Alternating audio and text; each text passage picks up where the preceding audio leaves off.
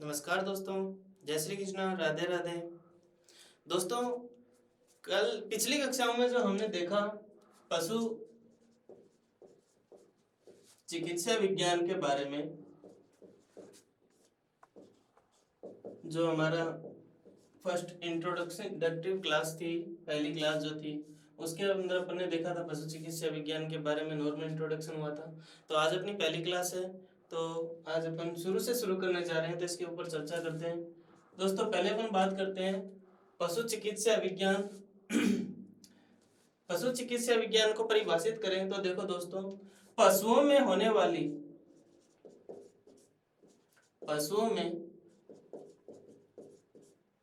वाली बीमारियों या रोगों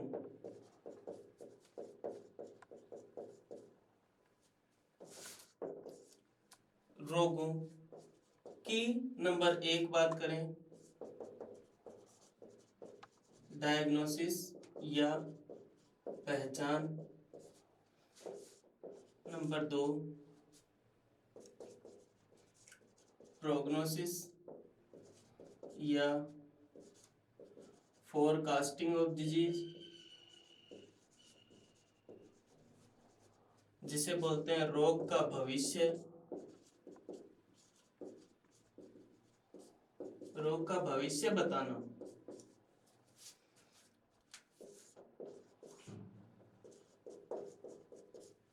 रोग का इलाज करना या ट्रीटमेंट। तथा 4th पॉइंट इसकी बात करें, रोग को अन्य स्वस्थ पशुओं में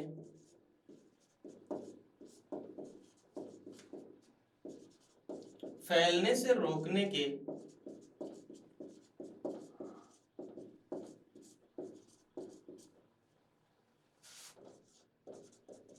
उपायों का अध्ययन करना।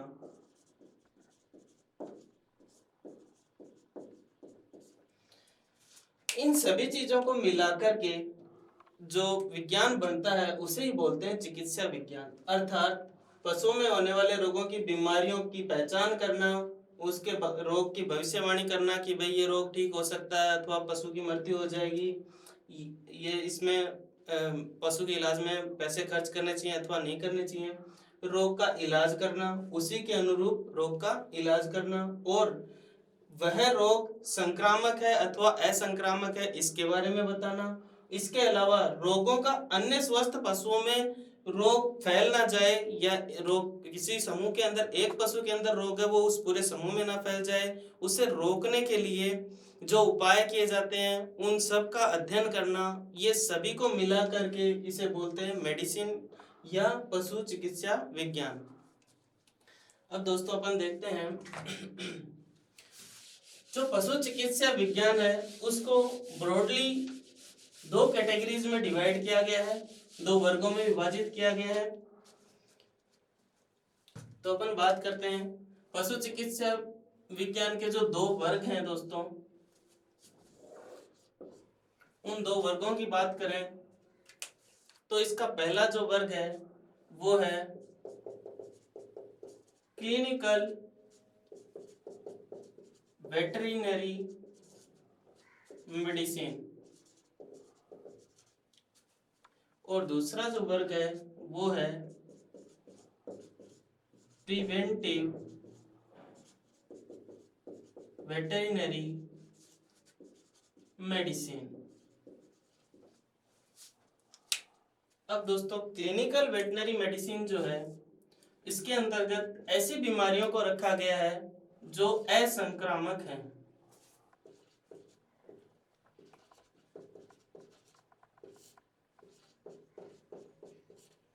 असंक्रामक रोग या नॉन इन्फेक्शियस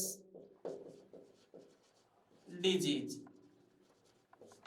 असंक्रामक रोग ऐसे रोग हैं जो एक पशु से दूसरे पशु में नहीं फैलते, अर्थात जो जिस पशु के अंदर हुआ है सिर्फ वही पशु उस रोग से प्रभावित होता है, वो अपना रोग अन्य पशु को ट्रांसमिट नहीं कर सकता।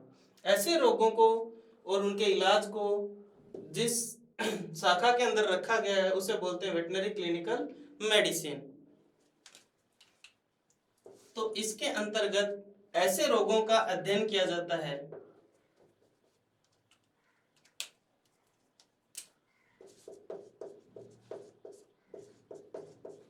ऐसे रोगों का अध्ययन किया जाता है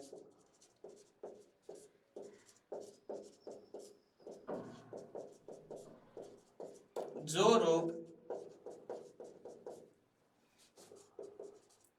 एक रोगी पशु से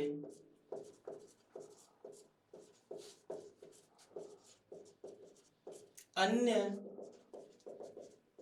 स्वस्थ पशुओं में नहीं फैलते।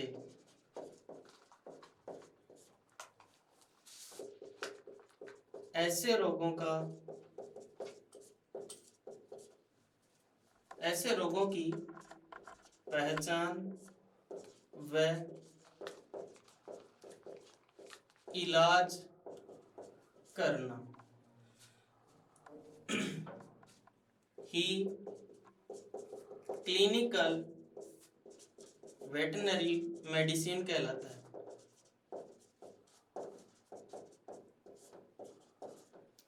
फॉर एग्जाम्पल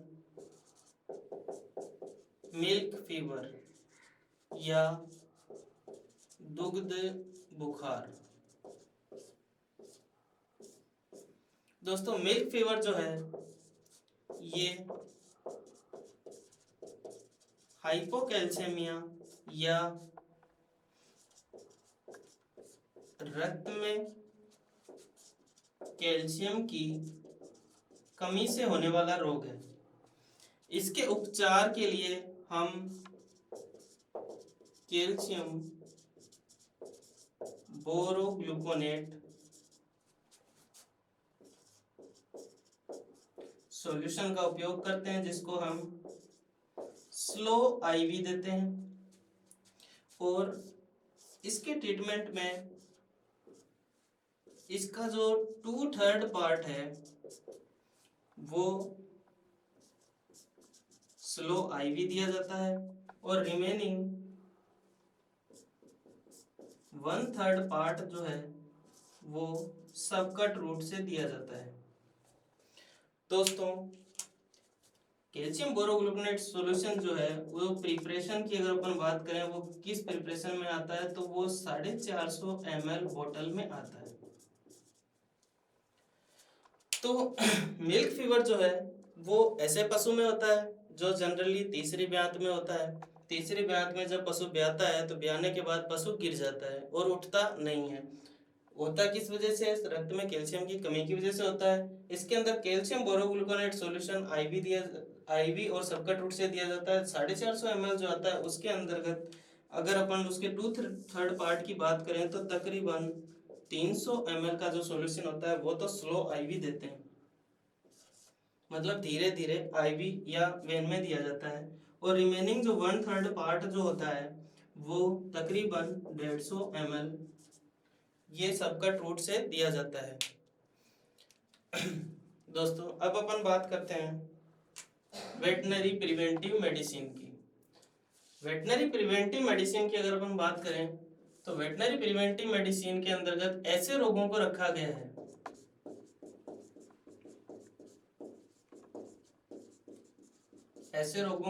गया है जो संक्रामक हैं।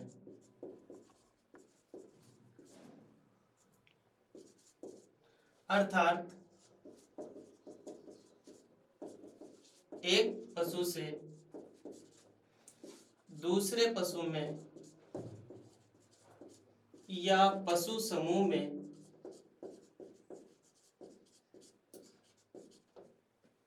फैल सकते हैं।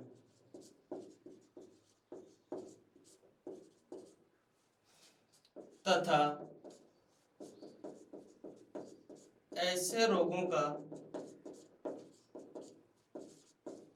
इलाज या तो संभव नहीं है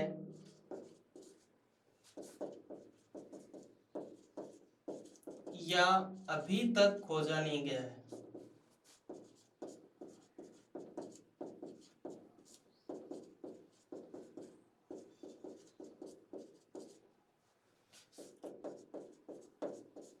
ऐसे रोगों का बचाव ही उनका इलाज है। अर्थात यह एक कथन पर आधारित है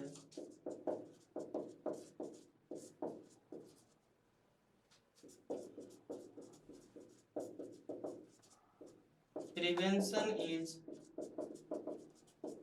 बेटर देन क्योर। अर्थात बचाव इलाज से बेहतर होता है।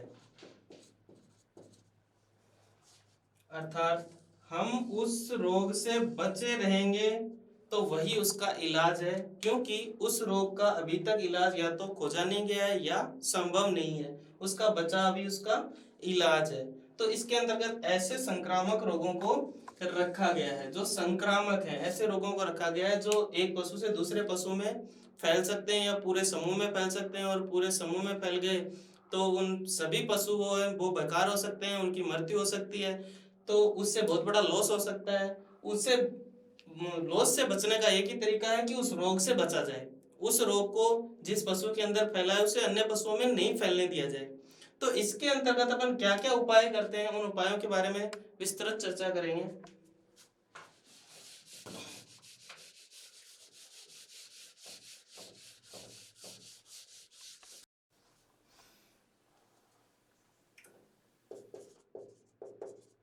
बचाव के उपाय,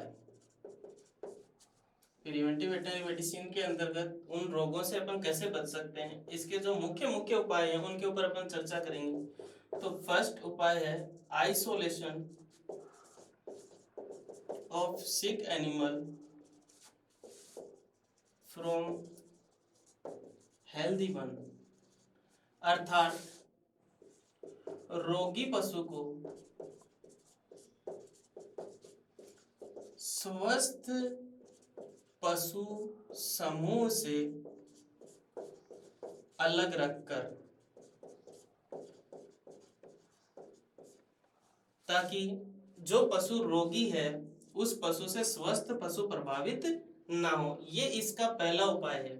दूसरा उपाय है क्वारंटाइन। अब क्वारंटाइन जो होता है वो अलग अलग रोगों के लिए क्वारंटाइन पीरियड जो होता है वो अलग अलग होता है।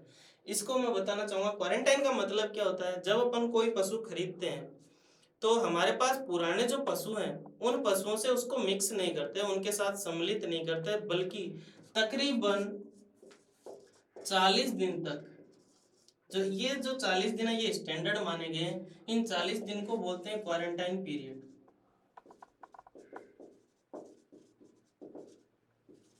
इन 40 दिन तक उन पशुओं को उस नए पशु से अलग रखते हैं, ताकि वो जो नया पशु आया है हो सकता है उसके अंतर्गत उसके शरीर में अभी रोगाणु हो परंतु रोग के लक्षण प्रकट नहीं हो रहे हो, और कुछ दिन बाद उस रोग के लक्षण प्रकट हो जाएं।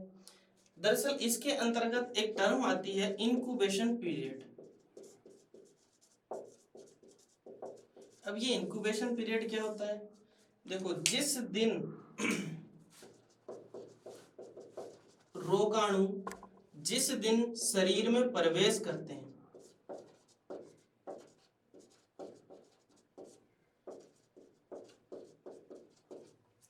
उस दिन से लेकर वह दिन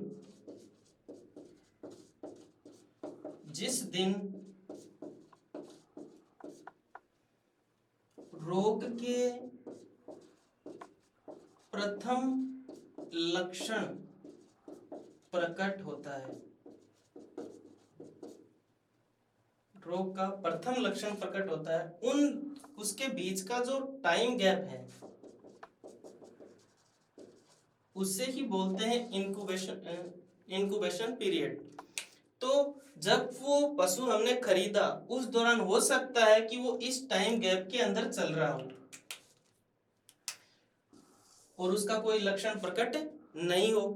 तो अगर उस दौरान उस पशु को उन अन्य पशुओं के साथ मिश्रित कर दिया गया तो क्या होगा, वो रोग जो है वो अन्य पशुओं में फैल जाएगा। तो उससे बचने के लिए अपन क्या करते हैं, क्वारंटाइन के जो रूल्स होते हैं उन रूल्स को फॉलो करते हैं। उसमें ये पहला रूल है कि स्वस्थ जो पशु होता है उसे कभी, जो नया खरीदा हुआ पशु होता है उसे कभी भी अन्य स्वस्थ पशु समूह में जल्दी से सम्मिलित नहीं किया जाता। तकरीबन 40 दिन तक उसे अलग रखा जाता है, उसकी केयर एंड मैनेजमेंट अलग से की जाती है ताकि वो रोग अन्य पशुओं में ना फैले।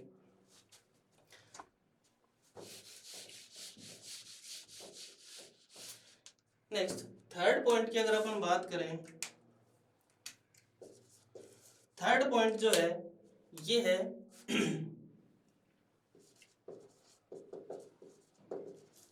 Hygiene and sanitation. इसका मतलब है साफ सफाई। जो पशुशाला है, उस पशुशाला जिसके अंतर्गत पशु बंधे रहते हैं उस पशुशाला की नियमित रूप से साफ सफाई होनी चाहिए सैनिटाइजिंग एजेंट के द्वारा, जैसे NaOH, लाल दवा, इनके द्वारा जो है फर्श की, रूम की खिड़कियों की और मेंजर की, इन सब की साफ सफाई होनी चाहिए ताकि जो रोग के रोगाणु रहते हैं, जो लार के, जो मान लो एक पशु है जिसकी लार में रोगाणु है, वो भोजन कर रहा है तो उसी जगह पे अगर मेंजर के अंदर दूसरा पशु आके खाएगा तो वो एक से तो गिरे लेकिन दूसरे ने उसे पिकअप कर लिया। तो अगर साफ सफाई नियमित रूप से नहीं होगी तो रोग के फैलने के चांसेस बढ़ सकते हैं, तो इसलिए साफ सफाई पे भी ध्यान देना चाहिए। नेक्स्ट अपन बात करें फोर्थ पॉइंट की, अगर अपन बात करें तो फोर्थ पॉइंट जो है वो है वैक्सीनेशन, टीकाकरण। जब भी अपन कोई नया पशु खरीदें तो खरीदते ही सबसे पहले उसकी डीवर्मिंग और वैक्सीनेशन करना चाहिए। Vaccination and deworming. अब वैक्सीनेशन का मतलब होता है रोग, कोई रोग कारक है, जैसे एक बैक्टीरिया है, इस बैक्टीरिया को किल किया जाता है, इसके छोटे छोटे टुकड़े किए जाते हैं और उन टुकड़ों से एक वैक्सीन बनती है। वो वैक्सीन फिर सबकट रूट से स्वस्थ पशु में इंजेक्ट की जाती है।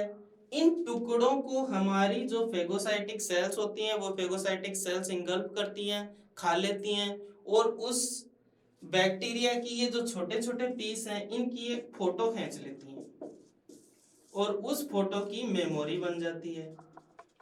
अर्थात ये एक दुश्मन है जिसके पास ये हथियार हैं, इन हथियारों की उन्होंने क्या खींच ली, फोटो खींच ली हमारी शरीर की कोशिकाओं ने, और वो बना ली एक मेमोरी, एक याददाश्त बना ली। अब जब ये जिंदा बैक्टीरिया हमारे शरीर के अंदर प्रवेश करेगा तो इसके इन हिस्सों की जो फोटो है वो हमारी सेल्स पहचानती हैं, तो वो उस सेल्स, वो जैसे ही वो हमारे शरीर में प्रवेश करेगा वो सेल उसे खा करके नष्ट कर देंगी। तो वैक्सीन का जो प्रिंसिपल है वो ये है कि जो भी बैक्टीरिया या रोग कारक है उसके छोटे छोटे टुकड़े किए जाते हैं, उस बैक्टीरिया को मार दिया जाता है या रोग कारक को मार दिया जाता है, फिर उन टुकड़ों को स्टरलाइज कर करके और वैक्सीन बनाई जाती है। वो वैक्सीन फिर सबकट रूट से लगाई जाती है। सबकट रूट से ही क्यों लगाई जाती है, अब एक क्वेश्चन ये भी पुटअप होता है, क्योंकि सबकट रूट से जब अपन कोई ड्रग देते हैं तो वो स्लो रिलीज होती है, मतलब उसकी थोड़ी थोड़ी मात्रा ब्लड में जाती है या टिश्यू से ब्लड में जाती है और वो थोड़ी थोड़ी मात्रा लंबे समय तक ब्लड में बनी रहती है, जिससे उसकी याददाश्त जो है वो लंबे समय तक बनी रहती है, इसीलिए सबकट रूट से वैक्सीन लगाई जाती है। अब बात करते हैं डीवर्मिंग की। डीवर्मिंग या पेट के कीड़े मारने की दवा, पेट के कीड़े मारने की दवा पिलाना।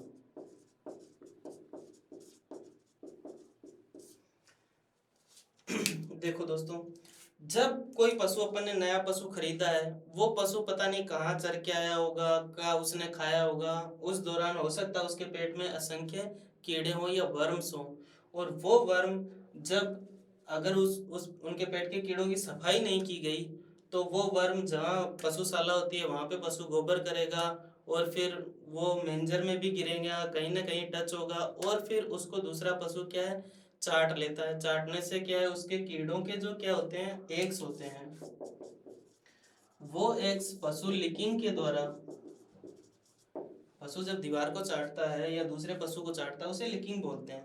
तो लिकिंग के द्वारा वो एग्स उस स्वस्थ पशु के पेट में चले जाएंगे और उसके पेट में भी कीड़े पड़ जाएंगे।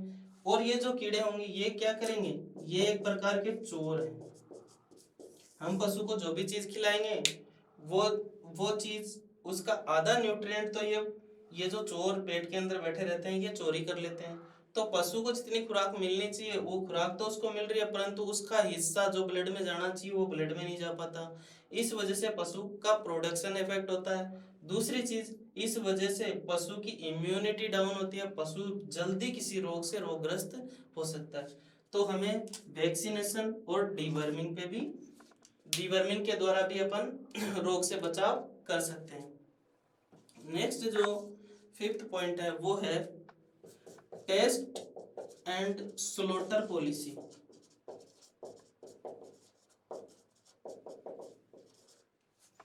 अब इसके अंदर क्या करते हैं, टेस्ट करते हैं यानी कि परीक्षण करते हैं। अर्थात एक समूह है, उस समूह के अंदर जितने भी पशु हैं उन सभी पशुओं का ब्लड सैंपल लिया जाता है। उन सभी पशुओं का किसी विशेष बीमारी जो इन्फेक्शियस डिजीज है उसका टेस्ट किया जाता है। जो पशु रोगी पाया जाता है या पॉजिटिव पाया जाता है उस पशु को स्लॉटर कर दिया जाता है, अर्थात मार दिया जाता है और उसे मारकर अन्यत्र जगह पे दफना दिया जाता है या जला दिया जाता है, जिससे कि वो जो रोग कारक उस पशु के अंदर थे वो अन्य पशुओं में न फैले। तो इसलिए इस जो टेस्ट एंड स्लॉटर पॉलिसी जो है इसके द्वारा भी हम किसी बीमारी को फैलने से रोक सकते हैं। जैसे हमारे देश के अंदर एफएमडी रोग है, लेकिन हमारे देश से अगर कोई गाय खरीद कर मान लो ब्राजील ले गया और ब्राजील के अंदर जाने के बाद उसने उसको टेस्ट किया, टेस्ट करने के बाद उसने पाया कि इसके तो क्या है एफएमडी है, परंतु इसके लक्षण अभी प्रकट नहीं हो रहे, लक्षण अभी प्रकट नहीं हो रहे हैं। तो वो लोग क्या करेंगे, उस पशु का पहले ही स्लॉटर कर देंगे। क्यों कर देंगे, क्योंकि अगर वो पशु क्या है एक तरीके से कैरियर है, वो उस रोग कारक को एक जगह से दूसरी जगह ले जाने का काम कर रहा है। अब अगर वो पशु उस देश में जिंदा रहा तो वो उस इन्फेक्शन को जगह जगह फैला देगा और जिस देश में एफएमडी नहीं है उस देश में एफएमडी हो जाएगी। तो इसके लिए वो क्या करते हैं, पहले टेस्ट करते हैं और अगर टेस्ट पॉजिटिव आ जाता है तो उसे वहीं खत्म कर देते हैं, ना रहेगा बांस ना बजेगी बांसुरी। तो ये इस आधार पर आधारित है। नेक्स्ट अपन बात करते हैं प्रॉपर डिस्पोजल ऑफ कार्कस।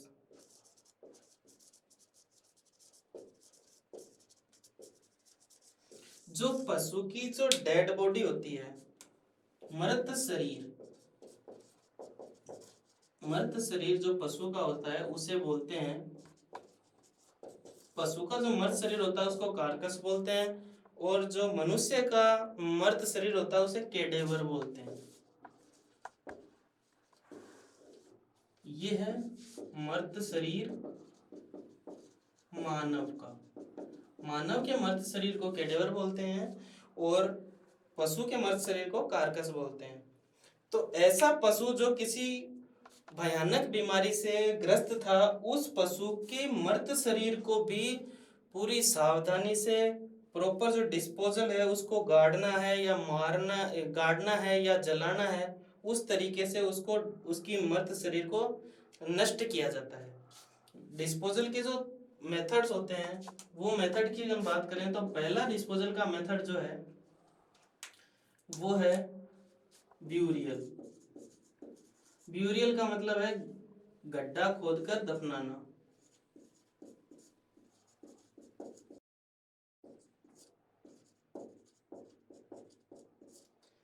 इसके अंतर्गत एक गहरा गड्ढा खोदा जाता है जो तकरीबन 6 फीट गहरा होता है और पशु के शरीर की लंबाई से 2 से 3 फीट ज्यादा लंबा होता है। इसके अंतर्गत सबसे पहले नीचे की तरफ कैल्शियम कार्बोनेट की एक लेयर बिछाई जाती है, उसके बाद मर्द शरीर पशु का आता है, उसके बाद फिर कैल्शियम कार्बोनेट की लेयर बिछाई जाती है, उसके बाद नुकीले तार अथवा झाड़ियों के टुकड़े वगैरह डाल करके उसको अच्छे से पैक कर दिया जाता है। उसके बाद उसके ऊपर पत्थर रख दिए जाते हैं। तो इसको बोलते हैं ब्यूरियल मेथड। अब इसके ऊपर ये जो कैल्शियम कार्बोनेट डाला है, ये क्यों डाला है? ताकि डेड बॉडी जो है वो जल्दी डिके हो जाए, जल्दी जल्दी नष्ट हो जाए। और कंटीली झाड़ियां या तार क्यों डाले गए हैं? ताकि कोई जंगली जानवर उसको जल्दी से खोद ना ले। और पत्थर इसलिए डाले गए हैं ताकि जंगली जानवर उन पत्थरों को हटा ना पाए और वो यहाँ पर सुरक्षित उसकी डेड बॉडी पड़ी रहे और डिके हो जाए, वो नष्ट हो जाए। दूसरा जो दफनाने का दूसरा जो मेथड है डिस्पोजल का, वो मेथड है इंसिनरेशन। इंसिनरेशन यानी कि एक भट्टी के अंदर, एक भट्टी में जिसका तापमान 1300 डिग्री सेंटीग्रेड होता है, उस भट्टी के अंतर्गत एनिमल कार्कस को सरका दिया जाता है और उसका बटन ऑन कर दिया जाता है। उसके अंतर्गत इतना अधिक ताप होता है कि वो डेड बॉडी जो तुरंत जल जाती है। और राख जो होती है वो सबसे शुद्ध होती है, क्योंकि राख के अंतर्गत कुछ भी नहीं रहता, सिर्फ मिनरल्स रहते हैं। तो उसके अंतर्गत सिर्फ और सिर्फ राख ही बचती है पशु की। तो दूसरा ये जो मेथड है, ये सबसे बेस्ट मेथड माना गया है। क्यों माना गया है? क्योंकि इसके अंतर्गत तो सब कुछ जल जाता है। और ब्यूरियल मेथड के अंतर्गत तो हो सकता है कोई कुत्ता, कोई जंगली जानवर इस डेड बॉडी को निकाल सकता है और वो उसे खा ले, तो वो इन्फेक्ट हो सकता है, फिर वो औरों को इन्फेक्ट कर सकता है। जबकि इंसिनरेशन मेथड के अंदर कुछ भी बचता ही नहीं है, तो खाएगा क्या? तो ये जो मेथड्स है, ये बचाव के उपाय हैं। इनके द्वारा हम एक रोग को रोगी पशु से स्वस्थ पशु में फैलने से रोक सकते हैं। ये सब कुछ जो है वो स्टडी किया जाता है प्रिवेंटिव वेटनरी मेडिसिन के अंतर्गत।